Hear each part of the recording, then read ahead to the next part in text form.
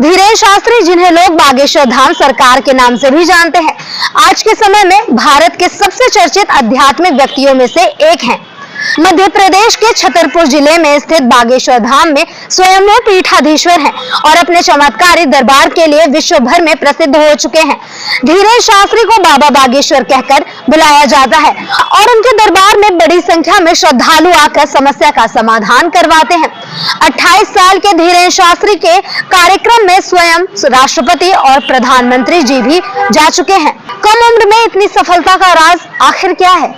धीरेन्द्र शास्त्री पर्ची के माध्यम से आखिर किस तरह से सब जान लेते हैं, तो आइए जानते हैं इसके पीछे का रहस्य। धीरेन्द्र शास्त्री का पर्ची रहस्य पिछले कई सालों से सबसे बड़ा आकर्षण और विवाद का केंद्र बना है। बागेश्वर धाम में लगने वाले उनके दरबार में हजारों श्रद्धालु जमा होते हैं, लेकिन इन सबके बीच सबसे ज्यादा चर्चा होती है तो उनके पर्ची की। धीरेन्द्र शास्त्री अपने दरबार में कुछ श्रद्धालुओं को एक एक करके बुलाते हैं और उनके सामने एक पर्ची पढ़ते हैं, जिसमें उनका नाम, गांव, घर की समस्या, यहाँ तक कि किसी की बीमारी या पारिवारिक विवाद तक लिखा होता है। दावा है कि वे पर्ची भक्त नहीं बल्कि बाबा ने खुद पहले से ही तैयार की होती है। कुछ ज्योतिषाचार्यों ने इसके पीछे एक रहस्यमयी शक्ति के बारे में भी बताया है, जो उनको भगवान हनुमान जी की कृपा से प्राप्त हुआ है।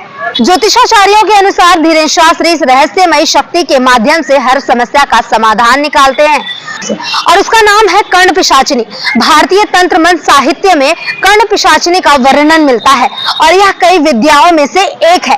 कर्ण पिशाचिनी एक अप्सरा की तरह होती है और यह एक प्रकार की तांत्रिक विद्या है। इस विद्या को तांत्रिक ज्ञान का एक प्रकार माना जाता है, जिसमें साधक को कान में अलौकिक आवाज सुनाई देती है, जो दूसरों के मन या आस पड़ोस की बातें बताती है। कर्ण पिशाचिनी एक प्रकार की नेक्रोमेंसी या मृत्यु से जुड़ी शक्ति के रूप में देखी जाती है।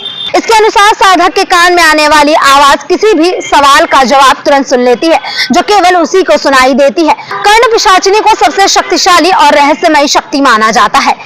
यह तंत्रमयी विद्या साधक को भूत भविष्य देखने की क्षमता प्रदान करती है।